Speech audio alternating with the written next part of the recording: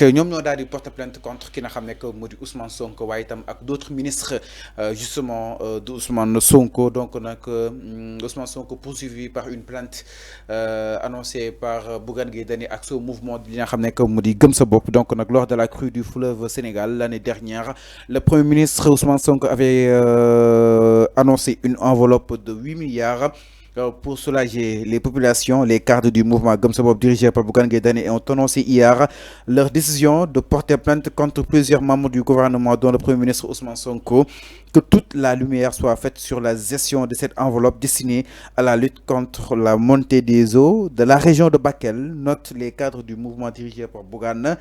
Selon eux, la plainte vise le Premier ministre Ousmane Sonko, le ministre des Finances, la ministre de la Solidarité nationale et le ministre de l'Hydraulique. Ce dernier avait récemment déclaré que les fonds avaient été transférés par voie électronique aux populations sinistrées. Enfin, ban jàng nga daal def par rapport ak Bougane Gueye Dany ak mouvement décision bi nga xam ni itam jël nañ ko pour daal di yóbbu si yoon ki nga xam ne moo di Ousmane Sonko ici ministre ndax jàpp na ni 8 milliards yoo xam ñu annoncé foofu saan paquet pour daal di koy jox askan wa gisuñu ko ba tey waaye itam amuñu si benn ko preuve que ni egg na si ñoom Arfan nan la ko daal di jàngatee. Bougane am na benn kilifa bi ma ne démb bu mu yeggee ni que Bougane ak mouvement am ñu ngi porter plainte Ousmane Sonko kilifa bi ne ma cey Bougane moo sonn ak Bakel moom mu ngi vengé Bougane ira à Bakel bi bañ ko yóbbee kaso moom mu ngi ci Bakel yoonu Bakel bi ba léegi kilifa nee ne Bougane mu ngi ci yoonu Bakel bi ba léegi non si peut-être citoyen si sénégalais si Bougane dafa am agenda politique Gëm Sa Bopp dafa am agenda politique bu ñu toggee ba si yàgg kenn bindul ci ñoom il faut que ñoom tamit ñu fabriquer lu ñuy mën a def pour presse bi mën a bind ci ñoom oui comme quoi le cadre wala Gëm Sa Bopp dépose une plainte contre Ousmane Sonko ci les 8 milliards ñu ma déclaré woon ni que dañ koy jébal askan Bakel man d'accord naa pour askan Bakel ñu taxaw leen askan Matam ñi nekk ci mbënd mi na état jàppale leen man je suis d'accord pour ça parce que Bakel ci Sénégal la bokk dañoo war a taxaw waa Bakel gouvernement bi war na xar tànk tubéyam pour jàppale waa Bakel jàppale waa Matam côté yooyu dañ leen war a taxaw loolu je tape sur la table ni que dañ leen war a taxaw man Arfan nañu jàppale waa Bakel. mais na xaalis bi. mais concernant dit que je dépose une plainte contre Ousmane Sonko ci xaalis boobu loolu c'est de la comédie c'est de la comédie ndimbal lañ wax ndimbal nga dem ba yóbbu ko ci tribunal Bougane toi aussi ndimbal lañu wax ndimbal. Sivi Dia ñëna Sonko moo sonn. non waxuma ci côté boobu. dama ni Sonko plainte Fallou émission bi quand même. Arfan non commentaire yi. waaw d'accord mais non déglu ma commentaire yi lañ bokk dañuy lii tamit. bien sûr seen avis. mais man fii nii non fii kenn caaxaanu fii. non fi ñëw ni su pour caaxaan. maa ngi développé sànq ba tey yaa ngi koy wax fi ñëw ni pour caaxaan. mais quand je développe laisse-moi le soin de développer après tu me lis les commentaires su ma naree tontu ma tontu. fii ñëw ni pour caaxaan. mais bien sûr thématique bi si leen nekk. Le choix d'Ousmane Sonko motax commentaire yi diko soulever quand même. Je suis d'accord. Allez-y, ñu lay déglu. Mais quand je développe, tu me laisses le temps de développer. Mais ñu déglu donc da ngay ne laisse-moi développer. Mais c'est ce que j'ai dit. Ay sérieux fi ñëw ñu pour caaxaan. Dama ne quand même allez-y. Quand je développe Fallou, tu me laisses développer. Voilà donc voilà, c'est ça. Alors donc moi je suis en train de dire je suis en train de dire ni que dañoo war a taxaw waa Bakel. Donc Bougane bu yoree agenda politique am il a le droit de faire la politique. Gëm Sa Bopp bu yoree seen agenda politique ils ont le droit de faire la politique.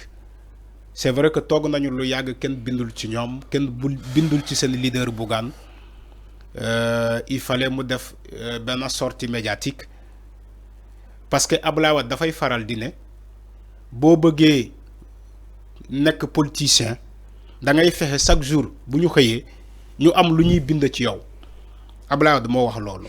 Alors mais li si gën a am solo mooy li si gën a am solo mooy maanaam si au-delà de la politique est-ce que duñ mën a leeral que ni fan ak fan maanaam yónnee bi naka la demee waaye itam naka la askan wi daal jotee si boobu dañu xam ne moo di koppar je pense loolu gën a am solo ñu taxaw rek si wàllu que ni Abdoulaye Wade ku ñu bëgg a tudd il faut ñu wax si yow entre autres est-ce que la ngay xaas gouvernement bu Sénégal mu leeral jëm si interpellation boobu noonu gëm sa boobu def ko pour ñu war a mën a comprendre koppar gi fan ak fan laaw concrètement man je suis en train de développer et il faut me laisser me développer man su ma demee ba wax Abdoulaye Wade c'est dans le cadre de que yow da nga taxaw si Bougane da nga taxaw si la personne de Bougane. mais Bougane mais effectivement Bougane moo porté plainte.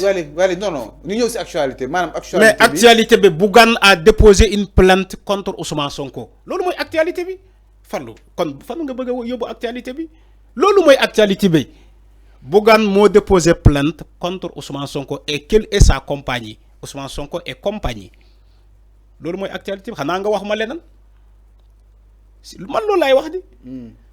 moo tax ma jël l'exemple de Abdoulaye Wade ni dafa ne politique Fallou xaalis boobu ba léegi kenn joxewu ko kenn boo bëggee dëgg-dëgg li ngay wax ba kenn joxe ko kenn donc li ngay wax nii ni que nañu taxaw ci xaalis bi yow xaalis bi gis nga ko bu ñuy ante parce que liir nga fii nee ne dañ ko envoyé ci ay Wave ay kii ce que tu dis là c'est très grave non ministre bi moom moo su ma ko doon leeral man li ma métti da ngay wax ba pare nga ne non ministre bi moo ko doon leeral Cheikh Tidiane la fois passée yow xanaa suivre la seen conférence bi la conférence du gouvernement comme suivre ko fàttali naa yow yaa ngi doon suivre match bi en fait donc en souci de transparence ban réponse nga jàpp ni moom la li nga xam ne que moo di gouvernement bi mën a apporter Bougane Gueye Dany si action boobu bi nga xam ni itam tenté na ko mais Bougane n'a qu'à aller vérifier les documents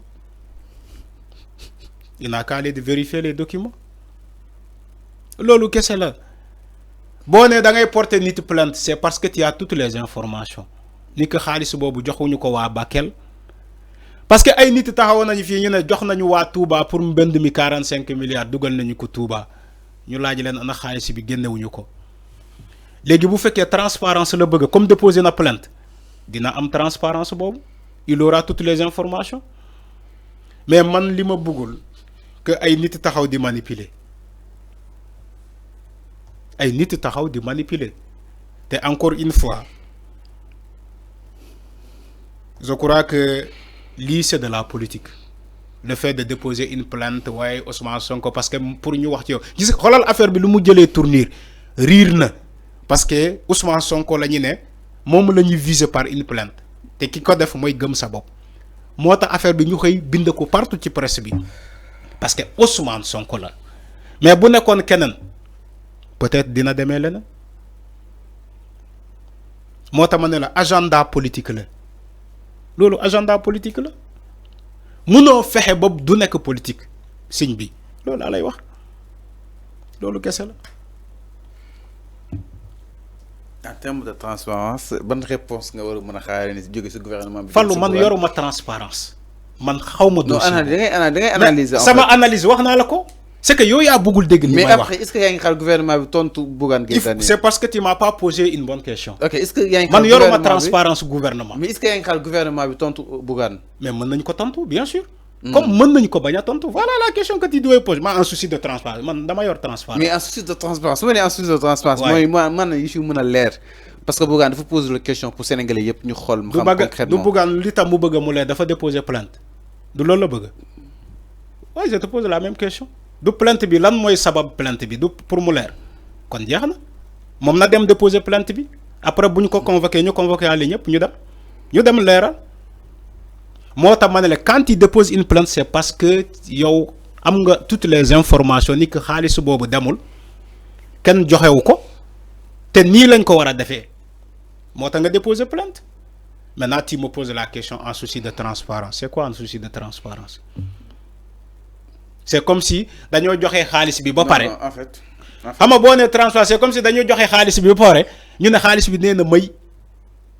non parce que amul transparence. peut-être sa compréhension si fa la toll. désolé kon wax ma beneen. alors mi ngi naan exactement mbiru Bougane Gueye Dany si kanam yoon ak wàllu yoonal donc nag moom ak sa mouvement yóbbu ne donc su ñu nee en souci de transparence maanaam Bougane day interpellé si xaalis bi nga xam ni itam nee na ko séddale en Bakel transparence mooy lu leer kon maanaam pour mu leer si bopp askan wi lan la ñuy xaar si gouvernement bu Sénégal jëm si interpellation bi Bougane daal leen interpeller si koppar googu noonu donc c'est ça la question en fait enfin peut-être sa compréhension moo toll foofu on comprend nen daal di ñëw si beneen ponk sans plus tarder.